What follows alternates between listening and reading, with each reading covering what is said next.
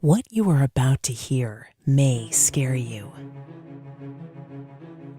If you are not ready for information that will not only change your worldview, but perhaps your life completely, then you should turn off this video now. An event with profound implications takes place in September 2015. A 3,000-year-old mystery called the Shemitah. Some are aware of it, most aren't. Financial elites on Wall Street call it the end of a 7-year cycle.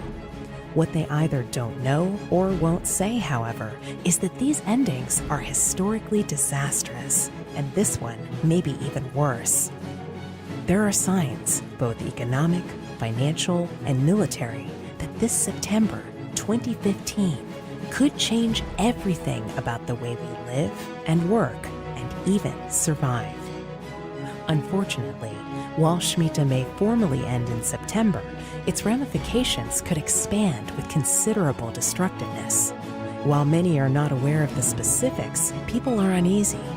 A Washington Examiner article reported that 72% in a recent poll feared an economic crash, and that those expressing concern were at the highest level ever.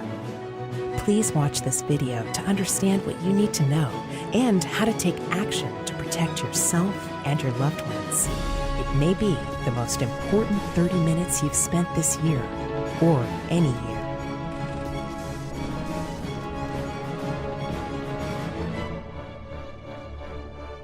One man has been consistently making calls about the future in finance, money, and politics for decades. They called him crazy when, at 23 years old, he quit his investment advisory position at a leading bank in 1994 to start an internet company, saying the internet would never catch on. Now, you might recall Canadian financial information website provider Stockhouse Media. Now the company has received a multi-million-dollar windfall. Canadian media mogul Conrad Black's Hollinger International took a 9% stake in the internet startup. This evening's guest is Jeff Berwick. He is the president of Stockhouse.com. This is a large company that has had a phenomenal growth rate. They're now in 5 countries. They are receiving now 60 million hits a month. And this is really the final wake-up call. If they don't know now, they really just will never know. The internet is going to be the only medium standing at the end of the day. His company went on to be worth a high of $240 million, and he sold the company in 2002. After traveling the world, partly by sailboat before sinking it in El Salvador, he went on to visit nearly 100 countries, making movies in China and living in Thailand. By 2009, he began a free market newsletter warning of a complete US dollar collapse within a decade.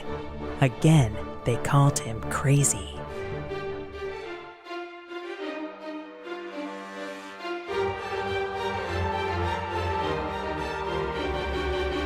When we last spoke last January, you weren't very optimistic about the global economy. What would you say about the state of the economy now? This system is in collapse, and it's unbelievable, and most people don't even see what's going on. So what are the top things that are grabbing your attention right now? Mostly, it's how the U.S. government and the Federal Reserve are reacting to all the problems. We're in the last days of this financial system in the U.S. This is Zimbabwe. This ship is going down. This is the USSR in 1989. Well, lots of people wouldn't believe you. They'd say, you know what, you're out in left field. You're nuts. In the meantime, in 2011, he told his subscribers to start getting into Bitcoin at $3. It soon went to over $200, and he was called crazy yet again. Joining us now is the chief editor of the Dollar Vigilante, and he's a Bitcoin entrepreneur, Jeff Berwick. Jeff, welcome back. Thank you, sir. Let me get this clear here. Your side of the Bitcoin story is that you put out, or you want to put out, ATMs. So you're the point of contact where I put in my US greenback dollars and I get back Bitcoins. Is that correct? That's correct. I'm sure that in the past week people have said to you, Jeff, it's a scam. Answer the question. After Bitcoin rose from $100 in April, it rose to $400 by November. Bitcoin's a new evolving currency, and because of that, and it's a very small market, the total market cap of Bitcoin is 1 billion. So we're only back to where Bitcoin was at the start of this month, so it has been quite volatile. Since that time, Bitcoin rose to over $1,000 and is now back below $500, but has been very volatile, as he warned. Well, it started the year at 15, so it's very volatile, it's very small, and so people are really trying to gauge if this is going to become a real currency. If it becomes more and more used as a real currency, it will continue to go up as demand goes up. Now, however, he is making his latest, most dire prediction. He is calling for a major disruptive event in not only the markets, but possibly in politics, the money system, and your way of life. All to come possibly as soon as September 15th, 2015.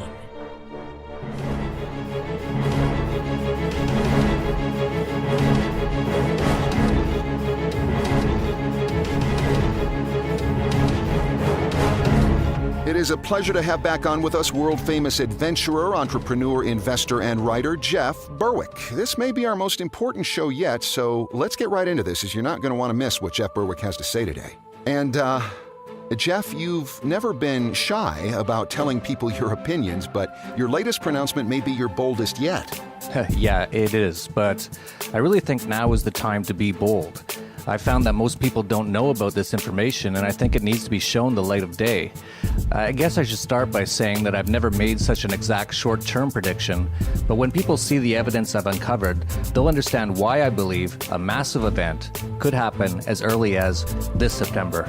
Give us some background on how you came to this conclusion. Well, it started out quite simply. In 2010, I stated that the US dollar would collapse within the next decade. To me, the path was quite clear. You just look at the total debt of the US government, now at $18 trillion, and its growth, and you can see where this is headed. And when you look further, you can see that even with a monstrous $18 trillion debt, it was only a small part of the story, as so much of the debt and liabilities of the US aren't properly accounted for. Today, the amount of debt and liabilities of the US government is over $95 trillion. That's $300,000 per person in the US, or $1.2 million in federal government debt and liabilities for every family of four. I'm sure you remember the Great Recession or the financial crisis of 2008. It was very bad. And even George Soros was quoted on it as saying, "We witnessed the collapse of the financial system in 2008. And all they've done, and all they're still doing, is print money to act like it didn't die." But the proof is in the numbers. In 2008, the Federal Reserve announced something they had never done before. They called it quantitative easing. But what it really is printing never-before-seen amounts of money. That money's been sloshing around and has mostly ended up in places like the stock market, which, even as we speak, continues to hit all-time highs. At some point, though, this money printing game has to stop, and the rest of the world knows this is a certainty. And in response, countries around the world have begun to move away from the dollar. China's begun their own bank transfer system, which is the first international payment system to compete with the US dollar-based SWIFT system. There's a worldwide move away from the dollar. They're trying to rush it out to be completed by, of all dates, September 2015. Russia as well has been purchasing gold at record levels, and trade agreements around the world are for the first time in decades being done outside of the US dollar. For this and many other reasons, I've been expecting a collapse in the dollar. It's baked in the cake, and I've been telling my subscribers to prepare for this since 2010. Back in 2010, I said that we probably had 5 and no more than 10 years left before the collapse. We're now 5 years in, and I'm seeing the first signs of a major collapse coming this fall, and part of my reason for this has come with my discovery of the SHEMITAH. Right, this is the part I want to get into. I've heard you speak and write on it recently. It sounds fascinating. Take as long as you want here and just tell us more about the SHEMITAH. Sure. Regarding SHEMITAH, I want to state for the record that my discovery of it has emerged as part of my financial analysis. The SHEMITAH has religious connotation, but that's not my focus. The point is that there are evidence-based ramifications to SHEMITAH, and from a practical standpoint, that's what I wish to investigate and address. I'm just looking at the facts of what appears to be happening around September of this year, and that just happens to be the end of the SHEMITAH year. Whether this is a coincidence or not remains to be seen. And I should also say that I don't necessarily think this September will be the end crisis of all crises. It could be just the beginning of a process that unfolds that takes many years to end in total collapse. But that said, I first heard of the Shemitah after reading Jonathan Cahn's book, The Harbinger. That book mostly talked about eerie events related to 9/11 and the Shemitah. While I found all the events related to 9/11 to be incredibly interesting, the thing that really got my interest was in what he said about the Shemitah. Now, as background, the Shemitah is the Sabbath year, and it's the 7th year of the 7-year agricultural cycle mandated by the Torah for the land of Israel, and it's still observed in contemporary Judaism. To put it simply, every 7 years is a Shemitah year. Because it is based on the Hebrew calendar, it doesn't fall on the same dates every year as our Western calendar, but it does follow quite closely. The Shemitah is also known as a time where all debts are settled, every 7 years. It also can be interpreted as the washing away of things. But what caught my attention was that the last day of the Shemitah for the last 2 Shemitahs in 2001 and 2008 fell on days with a major market collapse. The last day of Shemitah in 2001 fell on September 17th, and that was the first day the U.S. stock markets opened after 9/11. That day had the greatest one-day stock market point crash in U.S. history up to that time. The Dow fell almost 700 points, or 7%, and it was a record that held for precisely 7 years until the end of the next Shemitah year. That year was 2008. On September 29th, 2008, the exact final day of the Shemitah, the Dow plummeted 777 points, which still today remains the greatest one-day stock market crash of all time. You may be noticing quite a few sevens in all of this. As well, on that day, it was the only known day on the New York Stock Exchange where the opening bell wouldn't ring. You're watching CNBC's Squawk on the Street, where the opening bell should have rung 5 seconds ago, but has not. I don't know whether we actually need the bell to start trading. Hold on. There is a little bit of a consternation down here about there being no bell. All right. Our market reporters are standing by. Bob Pisani, have you ever seen anything like no bell? Yeah, that's a little strange here. I then decided to go back to Shemitah years since 1900, and I was very surprised at what I found. 1917 was a Shemitah year. 1917 marked the year that the U.S. entered into World War I, and soon after, the Russian, German, Austrian, and Turkish empires had collapsed. Remember, the Shemitah is a time of washing away. 1930-1931 was a Shemitah year, and certainly wasn't a good time to be in the markets. From the beginning of the Shemitah year until the end of the Shemitah, the market dropped 50% from 200 to 100, and then after the final day of the Shemitah, the market dropped another 50% to below 50. Now, the next major Shemitah was in 1937 to 1938, and if you were in the market that year, you'd have lost nearly 50%. But, more importantly than the stock market during that Shemitah year, was what was going on in the world. During the Shemitah year in 1938, Germany began foreign aggression and seized Austria and Czechoslovakia. The World War that began in 1938 finally ended in September of 1945, nearly on the exact same day as the final day of the Shemitah. Countless empires and countries were left devastated by that date, again a washing away, if you will. The next Shemitah was in 1973. In 1973, the Bretton Woods worldwide monetary system collapsed. The following Shemitah was in 1980, seen by most gold bugs and market historians as marking the end of the massively inflationary 1970s. Then the next Shemitah year ended in 1987. During that time, Black Monday occurred, the biggest one-day percentage drop in history on the Dow. That same week, the London stock market closed due to an extremely rare hurricane having hit London. Again, a sort of washing away. During the next Shemitah, the 1994 bond market massacre caused financial strife worldwide. And I've already mentioned the incredibly bizarre things that happened during the next 2 Shemitahs in 2001 and 2008. Of course, you can say that if you look for patterns, you can always find them in one way or another, and to an extent that's true. But this Shemitah 7-year cycle is so eerily correct that it is well known on Wall Street as the 7-year cycle. For this reason, I've been keeping an eye on the end of the next Shemitah year on September 13th, 2015. And because of this, I began doing some research on what events may be happening in or around that time. And the amount of bizarre things scheduled for this coming September is what convinced me something is being planned for this fall. Yes. Everything you've covered so far is the past. Let's talk about the present and near future. Well, I decided to begin looking up the days on or around September 13th of this year to see if I could find any interesting events, and it didn't take long before I found numerous events, all happening on or around that date of major significance. The first thing I found was that the United Nations opens its 70th session of the UN General Assembly on September 15th in New York City. World leaders from around the world will be attending. They call it their Jubilee session. Now, I didn't mention this yet, but every 7th Shemitah, or in other words, every 7th 7-year period, or after every 49 years, is called the Jubilee year, every 50 years. In the Jubilee, according to Jewish religion, it is the year when God supposedly gives back land taken away from their ancestors to them.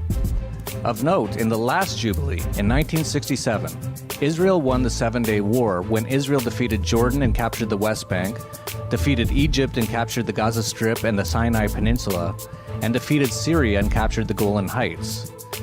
Looking even further back to the prior Jubilee year in 1918, the British Empire took back Jerusalem from the Turkish Ottoman Empire. And so in both prior Jubilee years, there was a major development in Israel. The next Jubilee year starts on September 14th of this year. As well, in September, the UN plans to launch a new plan for managing the entire globe called the Sustainable Development Summit from September 25th to 27th. Some of the biggest names on the planet, including Pope Francis, will be speaking at this summit. The focus of this plan is to expand the scope of global governance. Global governance can also be defined as one world government or a new world order.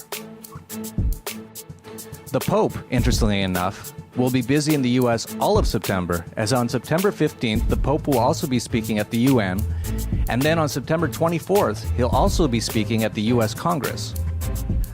The next thing I notice is that Jade Helm, a massive, unprecedented rollout of the U.S. military inside of the U.S., runs from July 15th until September 15th. This is particularly interesting in that there always seems to be a drill being run by the government during when an actual crisis occurs. Jade Helm has already begun in preparations, and the amount of military equipment being amassed in the U.S. is truly mind-boggling. There's a lot of speculation that this amount of military buildup in the American South is in preparation for some sort of civil unrest.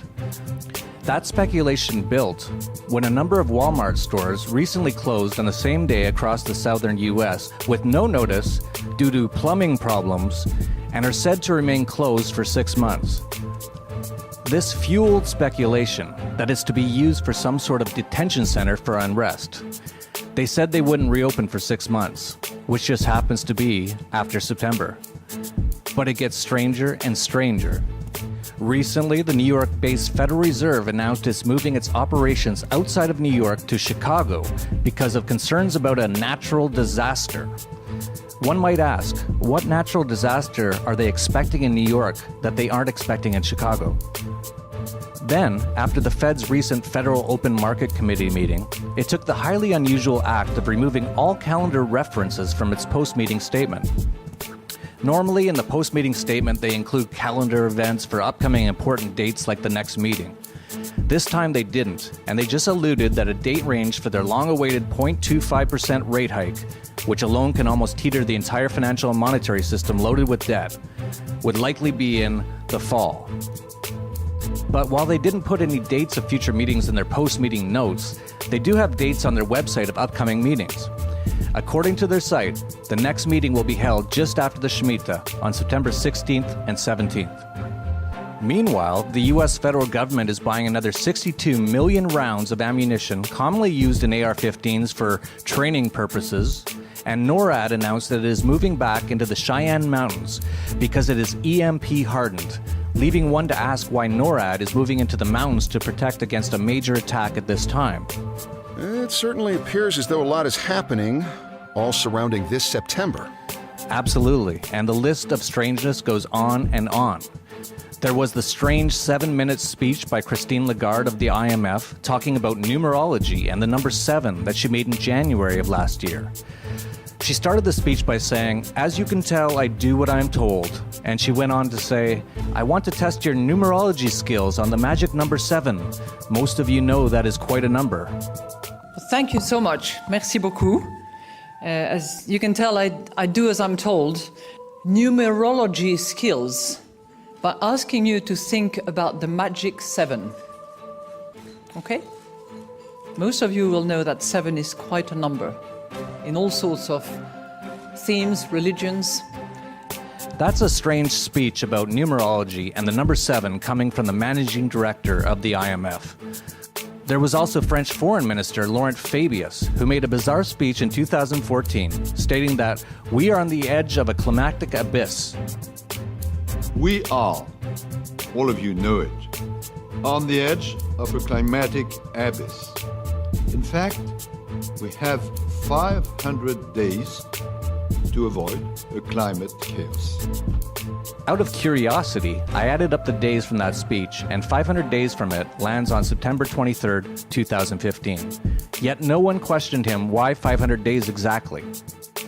You can find many more examples like this. Everything seems to be gravitating towards this September. Something's going on. What that is anyone's guess. You want to take a guess?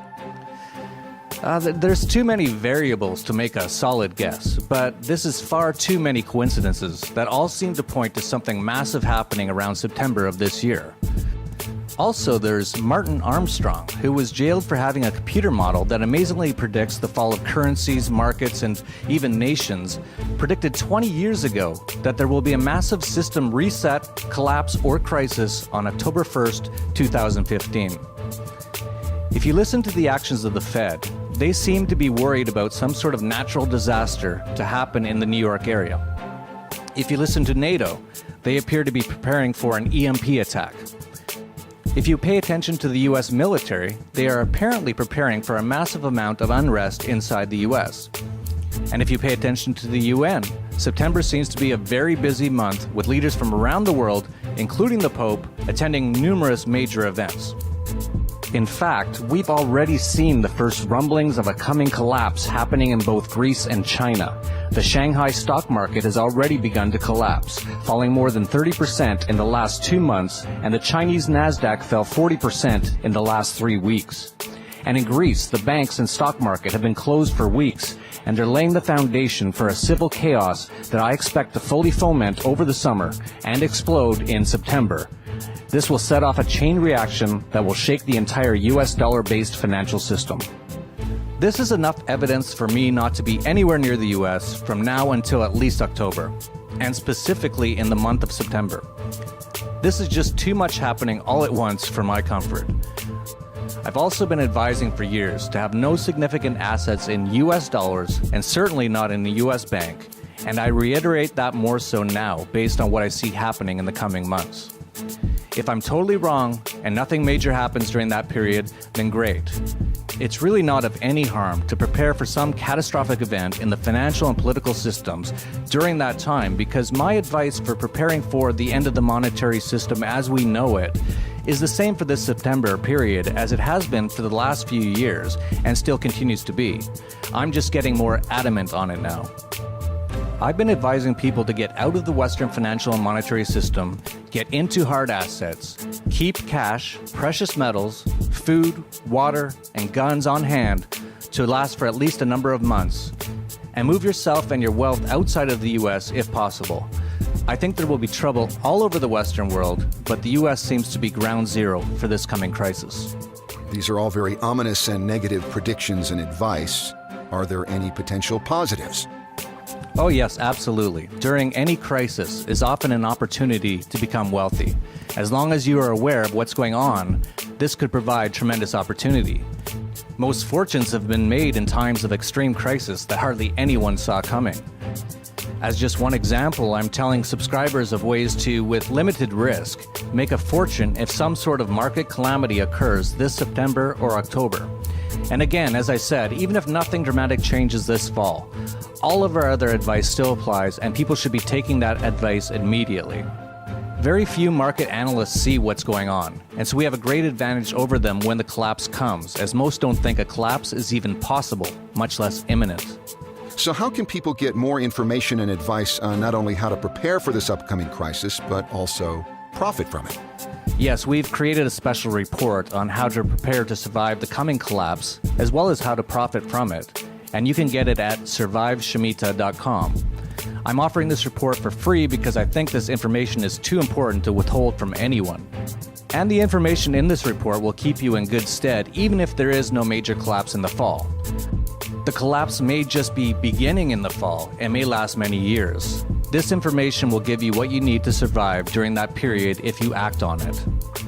We're now in the final endgame for the collapse of monetary, financial, political, and economic systems.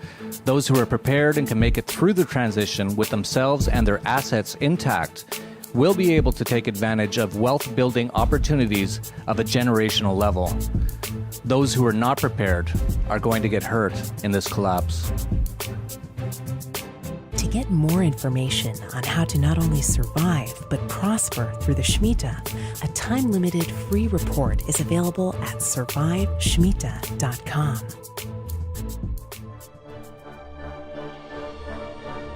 Even in Germany during the 1930s, was there any day that Germany actually became a police state even after Hitler was legally and democratically elected? I mean, was there any particular day that Germany became a police state in the 1930s? I'm not sure you can put your finger on any one particular day. It was a progression. New laws, new regulations, new taxes every day, more hysteria worked up among the common man.